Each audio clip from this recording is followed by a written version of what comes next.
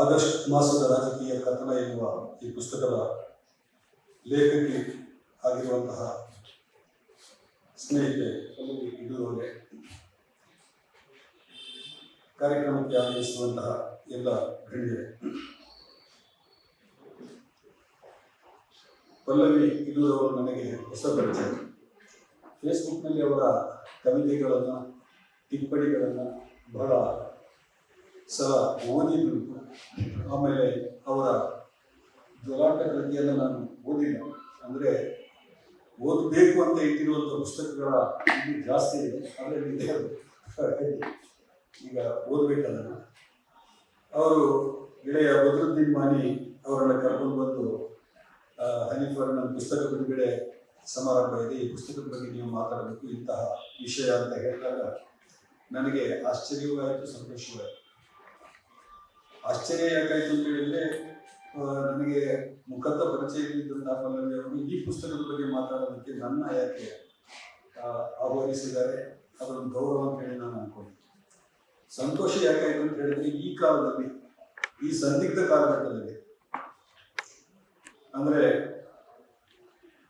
ಕೆಡಹುವುದೇ ಮುಖ್ಯ ಧರ್ಮವಾಗಿರುವಂತಹ, ಅದರ ಮುಂದಿನ ಹಂತವಾಗಿ ಮಾರುವುದು ಇನ್ನೂ ದೊಡ್ಡ ವ್ಯಾಪಾರ ಧರ್ಮವಾಗಿರುವಂತಹ ಕಾಲಘಟ್ಟದಲ್ಲಿ ಒಮ್ಮೆ ಹಿಂದಕ್ಕೆ ತಿರುಗಿ ಭಾರತದ ವಿಭಜನೆಯ ಕುರಿತು ಕೆಲವು ವಸ್ತುನಿಷ್ಠ ವಿಷಯಗಳನ್ನು ಜನರ ಜೊತೆಗೆ ಹಂಚ್ಕೋಬೇಕು ಅನ್ನುವಂತಹ ಒಂದು ಅನಿಸಿಕೆ ಪಲ್ಲವಿ ಅವರಿಗೆ ಬಂತಲ್ಲ, ಅದಕ್ಕೆ ಮತ್ತು ಅದನ್ನು ಪುಸ್ತಕ ರೂಪದಲ್ಲಿ ತರುವಂತಹ ಕೆಲಸವನ್ನು ನಮ್ಮ ಪ್ರಕಾಶಕರಾದಂತಹ ಕನ್ಕೇವ್ ಮೀಡಿಯಾ ಅಂಡ್ ಪಬ್ಲಿಷರ್ಸ್ ಅವರು ಮಾಡಿದ್ದಾರಲ್ಲ, ಆ ಕಾರಣಕ್ಕಾಗಿ ನನಗೆ ಸಂತೋಷ ಆಯಿತು.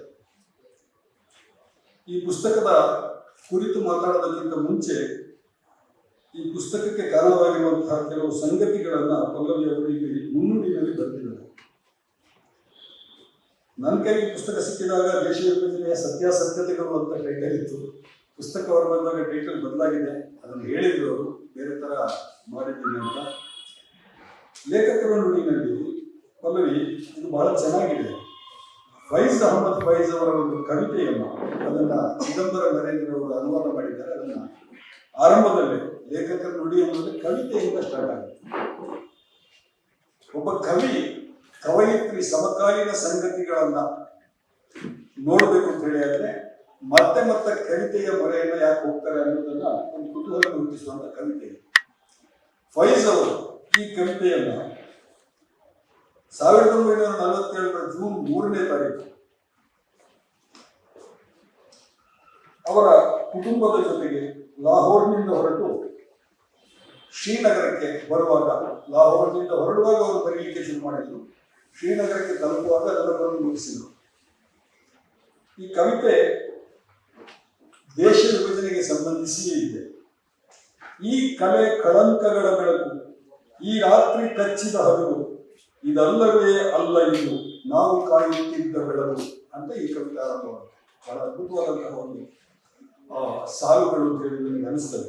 ಮುಂದುವರಿತಾ ಕವಿತೆಯಲ್ಲಿ ಅವರು ಹೇಳುತ್ತಾರೆ, ಅಂದ್ರೆ ದೇಶ ವಿಭಜನೆಯ ನಿರ್ಧಾರ ಆಗಿದೆ, ಪಾಕಿಸ್ತಾನ ಮತ್ತು ಭಾರತ ಬೇರೆ ಬೇರೆ ಆಗುತ್ತೆ, ಲಕ್ಷಾಂತರ ಜನರ ಹೃದಯ ಛಿದ್ರ ಆಗುತ್ತೆ, ಲಕ್ಷಾಂತರ ಕುಟುಂಬಗಳ ಬದುಕು ಮೂರಬಟ್ಟೆ ಆಗುತ್ತೆ ಅನ್ನುವ ಒಂದು ಮಾಹಿತಿ ತಿಳಿದ ನಂತರ ಅವರು ಬರೆದಂತಹ ಈ ಕವಿತೆ, ಸಂಭ್ರಮಿಸಬಹುದು ಪ್ರೇಮವನ್ನು ಇನ್ನು ವಿಜೃಂಭಣೆಯಿಂದ, ಆದರೆ ವಿರಹದ ನೋವ ಕಾಡುವುದು ಹಾಡುವುದು ಮಾತ್ರ ನಿಷಿದ್ಧ. ಬಹಳ ಅದ್ಭುತವಾದಂತಹ ಸಾಲುಗಳು. ಇಡೀ ಪುಸ್ತಕದ ಒಂದು ಮುನ್ನುಡಿಯ ರೀತಿಯಲ್ಲಿ ಈ ಸಾಲುಗಳು ಬರ್ತವೆ ಅಂತ ನನಗೆ ಅನಿಸ್ತದೆ. ಈ ಪುಸ್ತಕವನ್ನು ನಾನು ಪೂರ್ತಿ ಓದಿ ಮುಗಿಸಿದಾಗ ನನಗೆ ಸಾಕಷ್ಟು ಕೃತಿಗಳು, ಪುಸ್ತಕಗಳು, ಬೇರೆ ಬೇರೆ ಲೇಖಕರ ಲೇಖನಗಳಲ್ಲಿ ನೆನಪಿಗೆ ಬಂದವು. ಬಹಳ ಮುಖ್ಯವಾಗಿ ಟ್ರೈನ್ ಟು ಪಾಕಿಸ್ತಾನ್, ಥಾಮಸ್ ಮುಂತಾದಂತಹ ನಾವು ಆ ಕಾಲದಲ್ಲಿ ನೋಡಿದಂತಹ ಥಾಮಸ್ ಧಾರಾವಾಹಿ ಇರ್ಬೋದು ಅಥವಾ ಟ್ರೈನ್ ಟು ಪಾಕಿಸ್ತಾನ್, ಆಮೇಲೆ ಬೇರೆ ಬೇರೆ ಒಂದು ಸಂಗೀತಗಾರರು, ಸಾಹಿತಿಗಳು, ಕವಿಗಳು ದೇಶ ವಿಭಜನೆಯಾದಾಗ ಹೇಗೆ ಅವರು ವಿಭಜನೆಯಾಗಿ ಹೋದ್ರು, ಅವರ ಹಾಡುಗಳನ್ನ, ಕವಿತೆಗಳನ್ನ ಈಗಲೂ ನಾವು ಹೇಗೆ ಕೇಳ್ತಾ ಇದ್ದೀವಿ ಅನ್ನೋದೆಲ್ಲ ಒಂದು ಸ್ಮೃತಿ ಪಟದಲ್ಲಿ ಬಂತು. ಬಹುಶಃ ಮುನ್ನುಡಿನಲ್ಲಿ ಅದನ್ನೆಲ್ಲ ಬರ್ತಿರ್ಬೋದು ಅಂತ ಕಾಣಿಸುತ್ತೆ. ಕೊನೆಯಲ್ಲಿ ಫೈಜ್ ಹೇಳ್ತಾರೆ, ಕೊನೆಯ ಸಾಲಿಗಳು ಕೂಡ ಬಹಳ ಮಹತ್ವದ ಈ ಕವಿತೆಯಲ್ಲಿ, ನಿಲ್ಲದಿರಲಿ ನಡೆ ಮುಟ್ಟಬೇಕಾದ ಗುರಿಯನ್ನ ನಾವು ಇನ್ನೂ ಮುಟ್ಟಿಲ್ಲ. ಇವತ್ತಿನ ಪರಿಸ್ಥಿತಿಯಲ್ಲಿ ಈ ಪುಸ್ತಕವನ್ನು ಓದಿದಾಗ ಕೂಡ ನಮಗೆ ಅನಿಸೋದು ಅದೇ ಭಾವ ಅಂತ ಹೇಳ್ತಾ, ದೇಶ ಇವತ್ತು ಸ್ವಾತಂತ್ರ್ಯ ಪಡೆದಿದೆ. ಬಹಳಷ್ಟು ಮಂದಿ ನಕಲಿ ಸ್ವಾತಂತ್ರ್ಯ ಹೋರಾಟಗಾರರು ಈಗಲೂ ಹುಡ್ಕೊಳ್ತಾ ಇದ್ದಾರೆ. ನಾನು ಬಾಂಗ್ಲಾದೇಶದ ಸ್ವಾತಂತ್ರ್ಯ ಹೋರಾಟದಲ್ಲಿ ಭಾಗವಹಿಸಿದ್ದೆ ಅಂತ ಹೇಳ್ಬೋದು. ಆಮೇಲೆ ನಾನು ಶ್ರೀಲಂಕಾದ ವಿಮೋಚನೆಯಲ್ಲಿ, ಗೋವಾದ ವಿಮೋಚನೆಯಲ್ಲಿ ಭಾಗವಹಿಸಿದ್ದೆ ಅಂತ ಹೇಳೋರು ಬಹಳಷ್ಟು ಮಂದಿ ಸಿಗ್ತಾರೆ ಇವರು. ಆದರೆ ಈ ದೇಶ ಸ್ವಾತಂತ್ರ್ಯವನ್ನ ಪಡೆಯುವಾಗ ಆ ಹಸಿ ಗಾಯ ಇಡೀ ದೇಶದ ಮೇಲೆ ಆಗಿದ್ದು ಹೇಗೆ ಹಂತ ಹಂತವಾಗಿ ವ್ರಣವಾಗಿ ಬೆಳೀತಾ ಬಂತು, ಅದರ ಮೇಲೆ ಎಷ್ಟು ನೊಣಗಳು ಕೂತ್ಕೊಂಡವು, ಸ್ವಾತಂತ್ರ್ಯವನ್ನ ಪಡೆಯುವಾಗ ಅನುಭವಿಸಿದಂತಹ ಕಷ್ಟ ನಷ್ಟಗಳೇನು, ಎಷ್ಟು ಮಂದಿ ಜೈಲಲ್ಲಿದ್ರು, ಆ ಜೈಲಲ್ಲಿ ಅವರ ಪರಿಸ್ಥಿತಿ ಏನಿತ್ತು, ಹೊರಗಡೆ ಬ್ರಿಟಿಷರ ಗುಂಡಿಗೆ ಎದೆಯೊಡ್ಡಿದವರು ಎಷ್ಟು ಜನ, ಇದೆಲ್ಲ ಲೆಕ್ಕವನ್ನ ಇವತ್ತು ನಾವು ನೋಡಿದ್ರೆ ಬಹಳ ನಿಜಕ್ಕೂ ಬಹಳ ಗಾಬರಿಯಾಗುವಂತಹ ಚಿತ್ರಣ ಇದೆ. ಇವತ್ತಿನ ತಲೆಮಾರಿಗೆ ಬಹಳ ಸರಳವಾಗಿ ಇವರು ಗಾಂಧೀಜಿಯವರು ಮತ್ತು ಕೆಲವರೆಲ್ಲ ಸ್ವಾತಂತ್ರ್ಯ ಹೋರಾಟ ಮಾಡಿದ್ರು, ಬ್ರಿಟಿಷರು ಹೇಗೆ ಸ್ವಾತಂತ್ರ್ಯವನ್ನು ಕೊಟ್ಟು ಹೋದ್ರು, ಈ ಕಲ್ಪನೆ ಮಾತ್ರ ಇದೆ. ಆದರೆ ಈ ಪುಸ್ತಕವನ್ನು ಓದಿದ್ರೆ ನಮಗೆ ಇಂಚಿಂಚಾಗಿ ಹಂತ ಹಂತವಾಗಿ ಆ ದಿನಗಳಲ್ಲಿ, ಆ ಒಂದೂವರೆ ದಶಕದ ಅವಧಿಯಲ್ಲಿ ಸ್ವಾತಂತ್ರ್ಯ ಪಡೆಯುವುದಕ್ಕೆ ನಡೆದಂತಹ ಪ್ರಕ್ರಿಯೆಗಳೇನು, ಹೋರಾಟದ ಪ್ರಕ್ರಿಯೆಗಳೇನು, ಆ ಹೋರಾಟದ ಹಂತದಲ್ಲಿ ಯಾವ್ಯಾವ ಸಾವು ನೋವುಗಳನ್ನ, ಕಷ್ಟ ನಷ್ಟಗಳನ್ನ ಈ ದೇಶದ ಕೋಟ್ಯಾಂತರ ಜನರು ಅನುಭವಿಸಿದ್ರು. ಆಮೇಲೆ ಆ ಮಾತುಕತೆಯ ಹಂತಗಳು ಯಾವ ತರ ಇತ್ತು, ಭಾರತಕ್ಕೆ ಪೂರ್ಣ ಸ್ವಾತಂತ್ರ್ಯ ಕೊಡ್ಬೇಕಾ, ಅರ್ಧ ಸ್ವಾತಂತ್ರ್ಯ ಕೊಡ್ಬೇಕಾ, ಒಂದು ಸ್ವತಂತ್ರ ಸರ್ಕಾರವನ್ನು, ಬ್ರಿಟಿಷರ ಅಧೀನದಲ್ಲಿದ್ದಂತಹ ಸ್ವತಂತ್ರ ಸರ್ಕಾರವನ್ನು ರಚಿಸಬೇಕಾ, ಅಥವಾ ಮೊದಲು ವಿಭಜನೆ ಮಾಡಿ ಆಮೇಲೆ ಸ್ವಾತಂತ್ರ್ಯ ಕೊಡ್ಬೇಕಾ, ಅಥವಾ ಸ್ವಾತಂತ್ರ್ಯ ಕೊಟ್ಟ ಮೇಲೆ ವಿಭಜನೆ ಮಾಡಬೇಕಾ ದೇಶವನ್ನ? ಎಲ್ಲ ಪ್ರಶ್ನೆಗಳು ಕೂಡ ಒಂದೊಂದು ಹಂತದಲ್ಲಿಯೂ ಕೂಡ ಬಹಳ ದೇಶವನ್ನ ಕಾಡಿದಂತಹ ಪ್ರಶ್ನೆಗಳು. ಆ ಪ್ರಶ್ನೆ ಹೇಗೆ ಬಗೆಹರಿತಾ ಬಂತು, ಆ ಬಗೆಹರಿಯುವಂತಹ ಹಂತದಲ್ಲಿ ಯಾವ್ಯಾವ ನಾಯಕರು ಯಾವ ರೀತಿ ವರ್ತಿಸಿದ್ರು, ಸ್ವಾತಂತ್ರ್ಯ ಹೋರಾಟದ, ಸ್ವಾತಂತ್ರ್ಯ ಪಡೆಯುವ ಪ್ರಕ್ರಿಯೆಯ ಆ ಅದ್ಭುತ ಕಥಾನಕದ ಹೀರೋಗಳು ಯಾರು, ವಿಲನ್ಗಳು ಯಾರು, ಪೋಷಕ ನಟರು ಯಾರು, ಕಾಮಿಡಿಗಳು ಯಾರು ಅನ್ನೋದನ್ನೆಲ್ಲ ಬಹಳ ಸ್ಪಷ್ಟವಾಗಿ ಪಲ್ಲವಿ ಅವರು ಇದರಲ್ಲಿ ಬರೀತಾ ಹೋಗಿದ್ದಾರೆ. ಈ ಪುಸ್ತಕದ ಒಂದು ವಿಶೇಷ ಏನು ಅಂತ ಹೇಳಿದ್ರೆ, ಪಲ್ಲವಿ ಇಲ್ಲಿ ಮೂರನೇ ವ್ಯಕ್ತಿಯಾಗಿ ಕಾಣಿಸ್ಕೊಳ್ತಾರೆ. ಸಾಮಾನ್ಯವಾಗಿ ನಾವು ಇತಿಹಾಸದ ಪುಸ್ತಕಗಳನ್ನು ಬರೆಯುವಾಗ ನಾವೊಂದು ಪಾತ್ರವಾಗಿರ್ತಿದ್ದೇವೆ, ನಮ್ಮ ಒಪಿನಿಯನ್ಗಳಿರ್ತವೆ, ನಮ್ಮ ಅಭಿಪ್ರಾಯಗಳಿರ್ತವೆ, ನಮ್ಮ ಧೋರಣೆಗಳಿರ್ತವೆ, ನಮ್ಮ ನಿಲುವುಗಳಿರ್ತವೆ, ನಮ್ಮ ಪಂಥಗಳಿರ್ತವೆ. ಅದನ್ನೆಲ್ಲ ಇಟ್ಕೊಂಡೇ ನಾವು ಸಾಮಾನ್ಯ ವಿಶ್ಲೇಷಣೆಯನ್ನು ಮಾಡ್ತಾ ಬರೀತೀವಿ. ಆದ್ರೆ ಪಲ್ಲವಿ ಪ್ರಜ್ಞಾಪೂರ್ವಕವಾಗಿ ಇದರಿಂದ ಒಂದು 2 ಫೀಟ್ ಅಂತರವನ್ನು ಇಟ್ಕೊಂಡ್ಬಿಟ್ಟು ಹೀಗೆ ನಡೆದಿತ್ತು, ಇಂಥವ್ರು ಹೀಗೆ ಹೇಳಿದ್ರು, ಇಂಥವ್ರ ಜೊತೆ ಭೇಟಿಯಾದರು, ಇಂತಹ ಮಾತುಕತೆ ನಡೀತು ಅನ್ನುವಂಥದ್ದನ್ನು ಬಹಳ ನಿರ್ಲಿಪ್ತವಾಗಿ ಇದರಲ್ಲಿ ದಾಖಲಿಸ್ತಾ ಹೋಗ್ತಾರೆ. ಇದು ಈ ಪುಸ್ತಕದ ವಿಶೇಷ ಅಂತ ಹೇಳಿ ನನಗೆ ಅನಿಸ್ತದೆ. ಯಾಕಂತ ಹೇಳಿದ್ರೆ ಇತಿಹಾಸವನ್ನು ನೋಡುವಾಗ ನಾವು 2 ರೀತಿಯ ವಿಧಾನಗಳಿವೆ ಇತಿಹಾಸವನ್ನು ನೋಡುವಂಥದ್ದು. ಡಾಕ್ಟರ್ ರಾಮ್ ಮನೋಹರ್ ಲೋಹಿಯಾ ಹೇಳ್ತಾರೆ, ಒಂದು ಶಬ್ದ ಇದೆ ರಾಮ್ ಮನೋಹರ್ ಲೋಹಿಯಾ ಅವರು, ಮೆಳ್ಳೆಗಣ್ಣಿನ ಇತಿಹಾಸಜ್ಞರು ಅಂತ. ಬಹಳ ಅದನ್ನು ಸುಬ್ಬಣ್ಣ ಅವರು ಅನುವಾದ ಮಾಡಿದ್ದಾರೆ. ರಾಜಕೀಯದ ಬಗ್ಗೆ ಬಿಡುವ ಕೃತಿನಲ್ಲಿ ಇಂಟರ್ವ್ಯೂ ಡ್ಯೂರಿಂಗ್ ಪೊಲಿಟಿಕ್ಸ್ ಅನ್ನುವಂಥ ಕೃತಿಯನ್ನು ಅನುವಾದ ಮಾಡುವಾಗ ಸುಬ್ಬಣ್ಣ ಅವರು ಮೆಳ್ಳೆಗಣ್ಣಿನ ಇತಿಹಾಸಜ್ಞರು ಅಂತ ಪದವನ್ನು ಅನುವಾದ ಮಾಡಿದ್ದಾರೆ. ಒಂದು ವಿಷಯವನ್ನು ನಾವು ನೋಡುವಾಗ, ಒಂದು ವಸ್ತುವನ್ನು ನಾವು ನೋಡುವಾಗ ನಾವು ಸರಿಯಾದ ದೃಷ್ಟಿಕೋನದಲ್ಲಿ ನೋಡಲಿಲ್ಲ ಅಂತ ಹೇಳಿದ್ರೆ, ಒಂಟಿ ಕಣ್ಣಲ್ಲಿ ಮುಲ್ಲಾ ಉಮರನ ತರ ಒಂಟಿ ಕಣ್ಣಲ್ಲಿ ನೋಡಿದರೆ ಹೇಗೆ ಕಾಣಿಸುತ್ತೆ, 2 ಕಣ್ಣಲ್ಲಿ ನೋಡಿದರೆ ಹೇಗೆ ಕಾಣಿಸುತ್ತೆ, 2 ಕಣ್ಣಲ್ಲಿ ನೋಡುವಾಗಲೂ ಕೂಡ ಯಾವ ಪೂರ್ವಾಗ್ರಹವೂ ಇಲ್ಲದೆ ನೋಡಿದರೆ ಹೇಗೆ ಕಾಣಿಸುತ್ತೆ, ಇದೆಲ್ಲ ಬಹಳ ಕುತೂಹಲಕರವಾದದ್ದು. ಇತಿಹಾಸವನ್ನ ಹಾಗೆ ನೋಡುವಂತ ದೃಷ್ಟಿಕೋನವನ್ನ ನಮಗೆ ಬಹಳಷ್ಟು ಮಂದಿ ಭಾರತದ ಇತಿಹಾಸದಲ್ಲಿ ಕಲಿಸ್ಕೊಟ್ಟಿದ್ದಾರೆ. ಅದು ಡಾಕ್ಟರ್ ಅಂಬೇಡ್ಕರ್ ಅವರಿರ್ಬೋದು, ಡಾಕ್ಟರ್ ರಾಮ್ ಮನೋಹರ್ ಲೋಹಿಯಾ ಅವರಿರ್ಬೋದು, ಅಥವಾ ಮಹಾತ್ಮ ಗಾಂಧೀಜಿ ಅವರಿರ್ಬೋದು. ನಾವು ಅವರ ಕೃತಿಗಳನ್ನ, ಅವರ ಲೇಖನಗಳನ್ನ ಓದ್ತಾ ಹೋದ್ರೆ ಇವತ್ತು ಯಾವ ರೀತಿಯ ದೃಷ್ಟಿಕೋನದಲ್ಲಿ ನಾವು ಇದನ್ನ ವಿಶ್ಲೇಷಣೆ ಮಾಡಬಹುದು ಅನ್ನುವಂಥದ್ದು. ಎಂ ಎನ್ ರಾಯ್ ಅವರ ವಿಶ್ಲೇಷಣೆ ನಾವು ಮಾಡಿದ್ರೆ ಅದು ಬೇರೆ ತರ ಇದೆ. ಹೀಗೆ ಹಲವಾರು ವಿಶ್ಲೇಷಣೆಗಳಿರುವಂತಹ ಸಂದರ್ಭದಲ್ಲಿ ನಿರ್ಲಿಪ್ತವಾಗಿ, ಯಾವುದೇ ಮೋಹವಿಲ್ಲದೆ, ನಿರ್ಮೋಹದಿಂದ ಇಡೀ ಭಾರತದ ಸ್ವಾತಂತ್ರ್ಯ ಪಡೆಯುವ ಪ್ರಕ್ರಿಯೆಯನ್ನ, ಘಟನಾವಳಿಯನ್ನ ಕಣ್ಣಿಗೆ ಕಟ್ಟುವಂತೆ ಕಟ್ಟಿಕೊಟ್ಟಿರುವಂತಹ ಕೆಲಸವನ್ನು ಪಲ್ಲವಿ ಅವರು ಮಾಡಿದ್ದಾರೆ. ಅದಕ್ಕಾಗಿ ನಾನು ಅವರನ್ನ ಅಭಿನಂದಿಸ್ತೇನೆ. ಇಡೀ ಪುಸ್ತಕದ ಬಗ್ಗೆ ನಾನು ಮಾತಾಡಲಿಕ್ಕೆ ಹೋಗೋದಿಲ್ಲ, ಯಾಕಂತ ಹೇಳಿದ್ರೆ ನನಗೆ ನ್ಯಾಯಾಧೀಶರಿಗೆ ಮಾತಾಡ್ತಾರೆ ಅನ್ನೋದನ್ನ ಕೇಳುವಂತ ಕುತೂಹಲ ಕೂಡ ಇದೆ. ಅವರು ಪುಸ್ತಕವನ್ನು ಓದ್ಕೊಂಡೇ ಬಂದಿದ್ದಾರೆ. ನಾನು ಕೆಲವು ಅಂಶಗಳನ್ನು ಮಾತ್ರ ಇಲ್ಲಿ ಟಿಪ್ಪಣಿ ಮಾಡ್ಕೊಂಡು ಬಂದಿದ್ದೀನಿ. ಇದು ನಿಮ್ಮ ಅಂದ್ರೆ ನನ್ನ ಕೆಲಸ ಏನು ಅಂತ ಹೇಳಿದ್ರೆ, ಈಗ ಜೋಗಿ ಗೊತ್ತಿದೆ, ಸೇಲ್ಸ್ಮನ್ ಕೆಲಸ. ಪುಸ್ತಕದ ಬಗ್ಗೆ ಎಲ್ಲ ಹೇಳ್ಬಿಟ್ರೆ ಎಲ್ಲ ಹೇಳಿ ಆಯ್ತು, ಹಿಂದೆ ತಗೊಳ್ಳೋದು ಅಂತ ನೀವು ಹೊರಟುವ ಸಾಧ್ಯತೆ ಇದೆ. ಪುಸ್ತಕದ ಬಗ್ಗೆ ಏನನ್ನೂ ಹೇಳಿಲ್ಲ ಅಂತ ಹೇಳಿದ್ರೆ ಏನೂ ಇಲ್ಲ ಇದರಲ್ಲಿ ಇವರು ಮಾತಾಡಿಲ್ಲ ಇವರು, ಹಾಗಾಗಿ ತಗೊಳ್ಳೋದು ಬೇಡ ಅಂತ ಹೇಳಿ ನೀವು ಅನುಭವ ಸಾಧ್ಯತೆ ಇದೆ. ಹಾಗಾಗಿ ಸ್ವಲ್ಪ ಮುಚ್ಚಿ ಸ್ವಲ್ಪ ಬಿಚ್ಚಿ ಕೆಲವು ವಿಷಯಗಳನ್ನು ನಿಮ್ಮ ಮುಂದೆ ಹೇಳ್ತೀನಿ ನಾನು. ಬಹಳ ಕುತೂಹಲ ಕೆರಳಿಸುವಂತ ಸಂಗತಿ ಅದು ದೇಶ ವಿಭಜನೆಯ